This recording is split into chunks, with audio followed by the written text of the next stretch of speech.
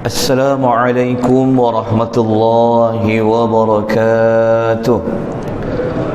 Alhamdulillahi rabbil alamin, wassalatu wassalamu ala asyrafil anbiya'i wal mursalin wa ala alihi wa sahbihi ajma'in. Amma ba'd. Muslimin dan muslimat rahimani wa rahimakumullah. InsyaAllah pagi ini kita membaca ayat yang ke-6. Bagi nota yang bercetak, ayat yang ke-6 bersama terjemahan muka surat nombor 74. Di dalam nota secara soft copy slide nombor 147.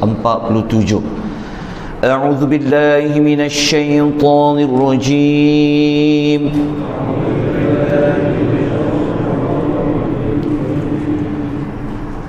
وَكَذَلِكَ يَجْتَبِيكَ رَبُّكَ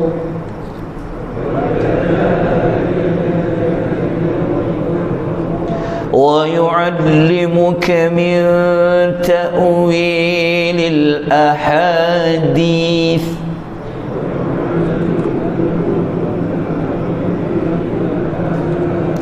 وَيُتِمُّ نِعْمَتَهُ عَلَيْكَ وَعَلَى آلِ يَعْقُوبَ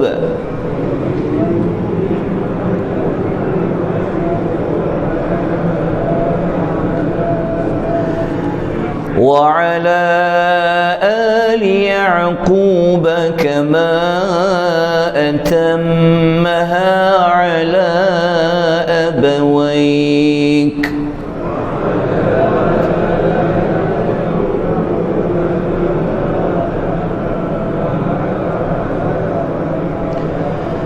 كما أتمها على أبويك من قبل إبراهيم وإسحاق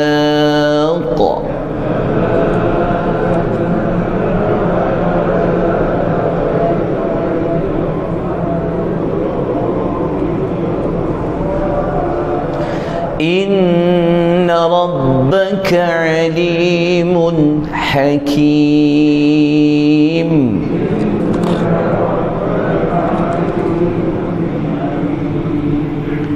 Kita lihat terjemahan ayat. وَكَذَلِكَ يَجْتَبِيكَ رَبُّكَ, dan sebagaimana Rabb, iaitu Tuhan kamu, sebagaimana merujuk kepada setelah Nabi Allah Yusuf, Allah memberikan kurniaan bermimpi dengan satu mimpi yang benar. Kata Nabi Yaqub kepada anaknya Yusuf, dia kata, dan sebagaimana, maksud sebagaimana tu maknanya adalah Allah memberikan mimpi yang baik kepada kamu. Rabb kamu juga, kata Nabi Yaqub, akan memilih kamu. Yajtabika, memilih kamu. Okey, nombor 1. Wa yu'allimuka min ta'wilil ahadith, dan mengajarkan kamu sebahagian daripada tafsir mimpi. Ini yang kedua. Yang ketiga, wa yutimma ni'matahu 'alaika wa 'ala ali Yaqub, dan Tuhan kamu itu juga akan menyempurnakan nikmatnya kepada kamu dan kepada keluarga Yaqub. Okey. Nabi Allah Yaqub, dia membahasakan diri dia itu seperti keluarga Yaqub. Okey. Nabi Allah Yaqub ni dia sebut 3 perkara Kita kena tengok ringkasan dia. Ada 3 perkara yang Nabi Allah Yaqub nak sampaikan kepada Nabi Allah Yusuf. Ini kita tahu Nabi Allah Yaqub pesan pada Nabi Yusuf, jangan ceritakan mimpi tu, kan? Tetapi pada ayat ni Nabi Yaqub seperti memberikan gambaran awal mimpi yang Nabi Allah Yusuf mimpi itu sebenarnya membawa maksud apa. Disebut secara umum. Okey, Nabi Yaqub kata, dia kata, macam mana Allah memberi kau mimpi yang hebat tu, Allah juga telah memilih kamu. Memilih kamu ni dalam kalangan ramai-ramai manusia di zaman itu, di kalangan ramai-ramai manusia, terutama di kalangan adik-beradik kamu ni, Allah telah pilih kamu. Okey, maksud pilih itu apa? Para ulama ada yang mengatakan pilih kat situ maksudnya Allah pilih dari sudut manusia pilihan lah. Ada yang kata manusia pilihan tu maksudnya Allah memilih dari sudut pangkat kenabian. Allah bagi Nabi Allah Yusuf dengan kecantikan pada rupa parasnya dan juga pada rohaninya. Itu maksud pilihan. Nabi Allah Yaqub ni daripada mimpi anak dia tu, kita kena ingat ya, Nabi Allah Yaqub ni dia seorang rasul. Okay, dia juga manusia yang biasa.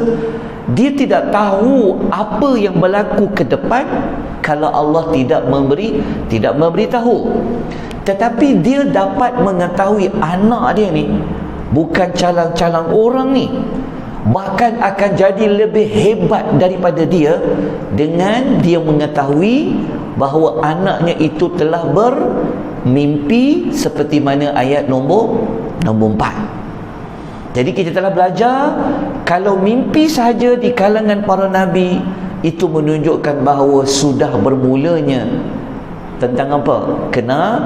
Kenabian. Sebab nabi-nabi dulu sebelum dia dapat wahyu berbentuk kitab, mereka akan bermimpi dengan mimpi yang baik. Macam Nabi Allah Yusuf alaihi salatu wassalam. Kalau kita belajar Nabi SAW, Nabi Muhammad pun sebelum dia dapat 5 ayat pertama dekat Gua Hira, Nabi telah bermimpi terlebih dahulu sebenarnya. Lepas dia mimpi, dapat satu cahaya yang terang datang dalam mimpinya, baru Nabi pergi ke Gua Hira. Okay, jadi Nabi Yaqub ni dia dah boleh baca dah. Anak dia ni bukan orang-orang yang biasa. Sebab daripada mimpi tu tadi, bayangkan bapa dia sendiri pun akan tunduk sujud kepada dia. Jadi dia kata dekat anak dia kata, nak, dia kata soal bahasa dia, Allah telah memilih engkau dalam ramai-ramai manusia. So maksud pilihan ni salah satu maksudnya apa? Adalah kenabian. Okey, lepas tu kan dia kata dekat anak dia apa? Allah juga akan mengajar kepada engkau sebahagian daripada takwil, iaitu daripada tafsir mimpi. Okey. Kemudian yang ketiga, Nabi Allah Yaqub kata, apa yang kau dapat ni wahai Yusuf, sebenarnya engkau seperti menambah lagi nikmat yang keluarga Yaqub dah dapat.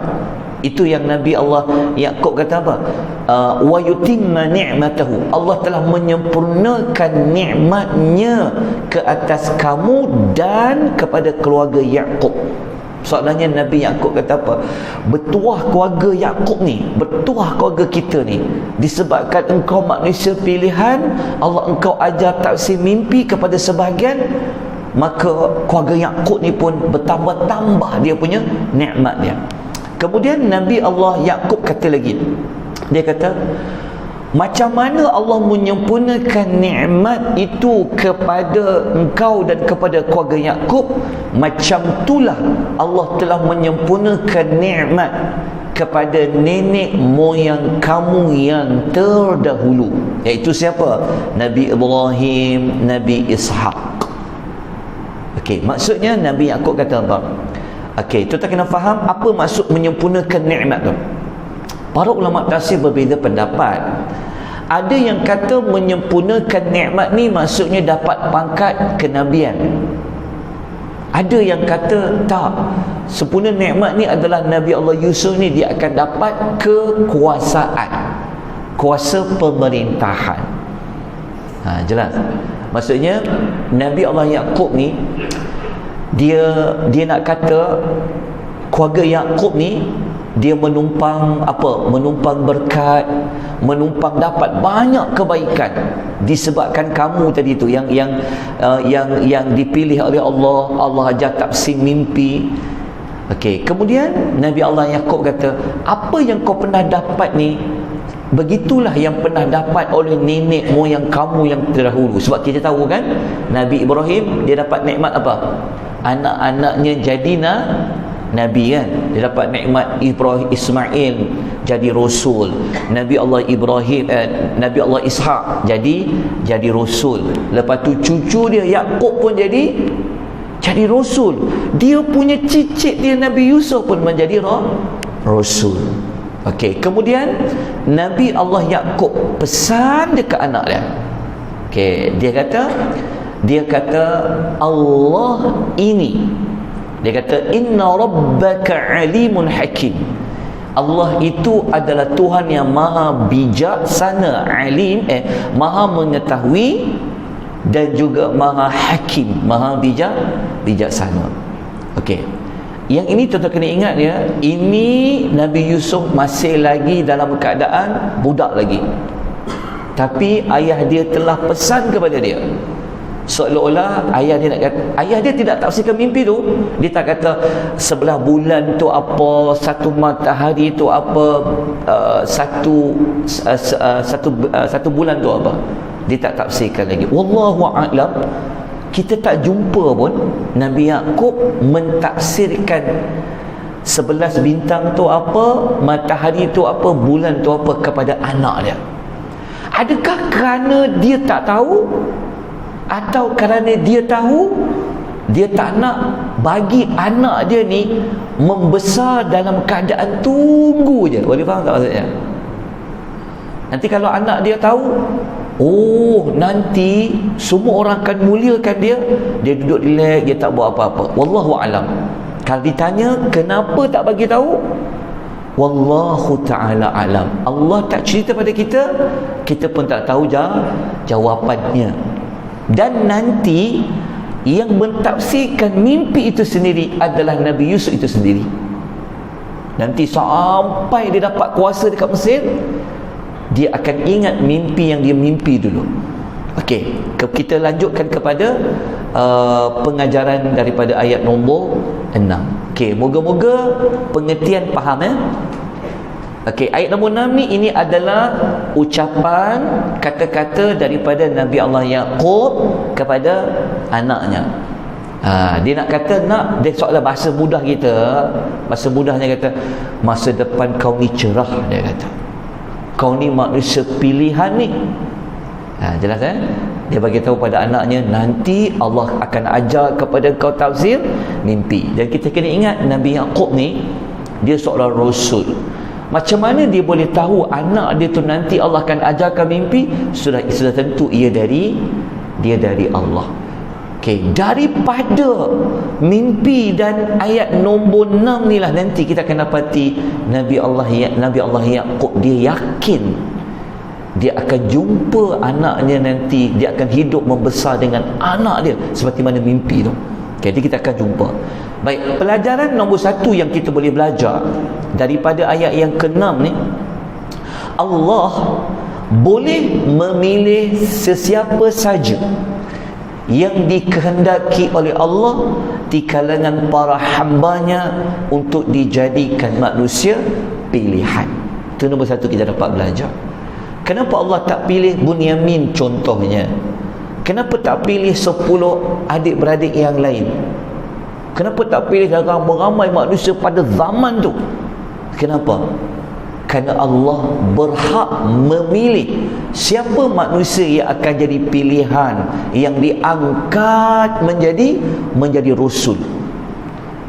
Dalam ramai-ramai kita ni, siapa jadi macam Nabi Allah Yusuf boleh tak mimpi ni? Contoh kan, Allah tak pilih kita. Allah tak pilih Nabi Yaqub tu sendiri. Allah tak memilih Nabi lain, tapi Allah memilih Nabi Yusuf. Kenapa? Itulah jawapan dia, pengajaran nombor 1. Okay, pengajaran nombor 1 ni ada ayat sokongan. Tengok surah Al-Imran ayat 73, muka surat 77 tu. Allah Ta'ala berfirman, a'udzubillahi minasyaitanirrajim, qul inna fadla biyadillahi yu'tihi man yasha wallahu wasi'un alim. Katakanlah wahai Muhammad, sesungguhnya kurniaan Allah itu berada di bawah kekuasaan Allah, milik Allah. Allah ni dia berhak nak bagi dekat siapa apa kurniaan dia. Okey, tengok pengajaran nombor 2. Okey, pengajaran nombor 2 muka surat 77. Apa kita dapat belajar? Kebiasaannya maksudnya kebanyakannya, kalau bapa ketua keluarga dalam rumah tu bagus, baik, soleh, maka rumah itu akan menghasilkan anak-anak yang soleh dan yang baik. Macam mana Nabi Allah Yusuf dia dapat pangkat besar nanti? Kenapa dia jadi maksud pilihan? Dia dikaitkan juga siapa ketua keluarga yang duduk dalam rumah tu? Nabi Yaqub. Tetapi kita letak kat depan ayat tu, kebiasaannya memang macam tu. Anak-anak ni dia membesar dengan melihat maknya bagaimana, bapaknya tu bagaimana. Kebiasaannya macam tu lah. Tapi tak semestinya macam tu juga. Nabi Allah Nuh, betul, Nabi Allah Nuh, walaupun dia rasul, tapi anak dia tak beriman pada dia. Okey, jadi itu pengajaran nombor 2. Okey, kita masuk pengajaran nombor 3, tuan-tuan. Nikmat yang paling sempurna bagi manusia adalah dapat nikmat kenabian. Tuan seronok tak kalau anak-anak dipilih oleh Allah menjadi nabi, tapi lelaki ya? Kenapa Nabi Allah Yaqub kata sebagaimana Allah menyempurnakan nikmat, menunjukkan nikmat yang paling sempurna apabila Allah bagi pangkat kenabian, bukan sekadar nabi tapi dapat kuasa besar. So tidak ada mana-mana ayah melainkan dia akan rasa bangga kalau anak dia berjaya lebih daripada si bapaknya itu sendiri. Betul tak perempuan? Anak tuan-tuan perempuan bukan sekadar pandai, tetapi lebih besar kejayaan dia. So itulah nikmat yang sempurna yang Allah bagi. Pelajaran nombor 4, Allah maha mengetahui dan maha hikmah. Yang ini kita ambil daripada dua nama, Alimun dengan Hakimun. Okay, pegang baik-baik maklumat ni. Allah ni dia maha mengetahui apa? Dia maha mengetahui siapa manusia yang akan jadi nabi, siapa manusia yang Allah Ta'ala mengetahui siapa manusia yang akan menjadi manusia pilihan. Allah Ta'ala tahu apa yang telah berlaku, apa yang sedang berlaku, apa yang akan berlaku. Nabi Allah Yaqub pesan dekat anak dia, ingat nak, Allah tu alimun, dia maha mengetahui. Dan diingatkan anak juga, Allah ni maha hakim, maha hikmah. Kenapa dia kata Allah tahu dan Allah maha hikmah? Maksudnya cuba kita fikirkan, kenapa dalam banyak-banyak nama Allah, Nabi Allah Yusuf mendapat pelajaran dua nama Allah daripada si bapa? Kita tahu kan dalam kisah Nabi Allah Yusuf ni, apa dia akan berlaku lepas ni? Ujian kan. Nabi Allah Yaqub ni seolah-olah dia minta anak dia bersiap sedia untuk dia tempuh, maksudnya untuk dapatkan mimpi yang benar tu berlaku. Dia seperti mengetahui bahawa anak dia itu akan melalui macam-macam perjalanan hidupnya. Jadi dia ingatkan anak dia, Allah tu maha mengetahui dan Allah tu maha hikmah. Maha hikmah ni maksudnya Allah Ta'ala ni kalau dia buat apa saja pasti ada hikmahnya. Sebab tu nanti waktu kita belajar surah Yusuf, dia akan banyak pengajaran berkenaan dengan Allah, kita akan bongkarkan.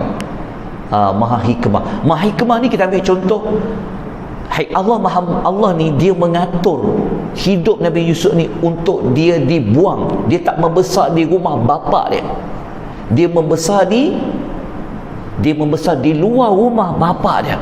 Allah memilih maha hikmah. Kenapa dipilih macam tu? Nanti kita akan perincikan lagi. Baik, kita pergi kepada tindakan selepas tadabbur. Ada beberapa tindakan, dua saja. Waktu kita pun sudah 19 minit. Baik, tindakan yang pertama yang kita boleh belajar daripada ayat yang kita baca tadi tu, ayat nombor 6 tadi, apa kita dapat kita belajar? Nombor 1, kita sebagai bapa, sebagai ibu, daripada kisah tadi, berikanlah dorongan kepada anak-anak untuk menghadapi segala rintangan di masa hadapan. Sebab Nabi Allah Yusuf tadi kan, Nabi Allah Yaqub tahu, oh anak dia ni nanti membesar jadi orang yang hebat. Betul tak? Sebab dia mimpi yang 11 bintang tu. Okey. Nabi Allah Yaqub ni, seperti kita sebut tadi, dia tahu anak dia akan lalu ni, hidup dia tahun-tahun mendatang ni. Jadi Nabi Allah Yaqub dia beri dorongan ke anak lah. Dia bagi motivasi kepada anaknya dengan dia mengemukakan contoh manusia yang pernah berjaya mengharungi hidup tu. Siapa dia? Ingat tak tadi dia sebut apa? Dia kata engkau dapat ni, nikmat kau lalui ni, dia kata macam nenek moyang kau dulu. Maksudnya dia bawa kisah apa? Nabi Ibrahim, Nabi Yaqub, seolah macam kita lah. Kita nak kata engkau kena sabar nak, ni masa depan kau cerah ni, kan?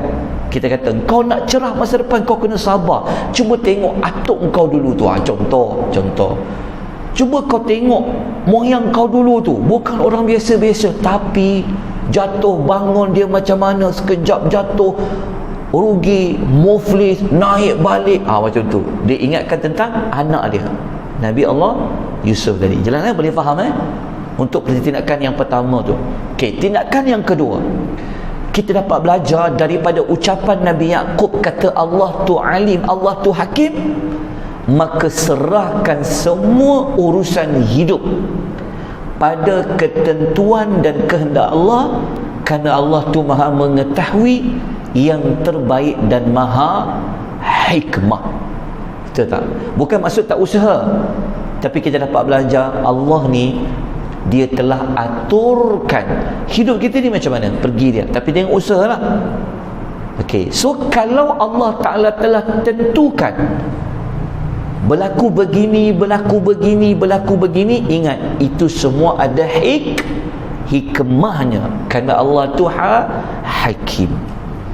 Baik, cukup dengan 2 tindakan ni, dengan 4 pelajaran. Moga-moga dapat sesuatu daripada pembelajaran ayat yang ke-6 dalam surah Yusuf.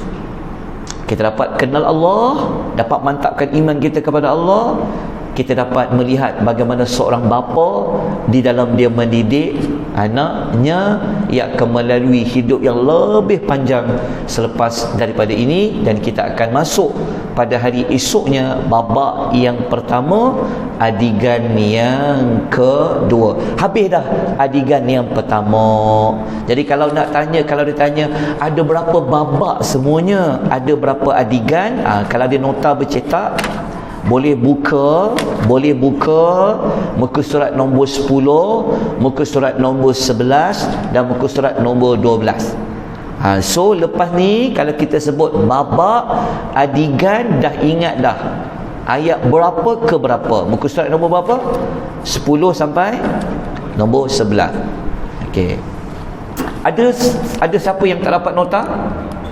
Semua dapat nombor Okey, alhamdulillah, syukur. So saya telah tunaikan janji untuk dapat berikan nota. Nota ni juga adalah percuma. Ya. Baik. Kita doakan, saya doakan untuk tuan dan perempuan, Allah memberikan keberkatan hidup, memberikan rahmat, dan moga-moga kita sentiasa dapat bersama dalam sesi tadabbur surah Yusuf. Walaupun kita dah masuk Ramadan nanti, kita akan panjangkan sampailah tamat surah Yusuf insya-Allah. Aqulu qouli hadza wa astaghfirullahal azim wa billahi taufiq wal hidayah. Wassalamu alaikum warahmatullahi wabarakatuh.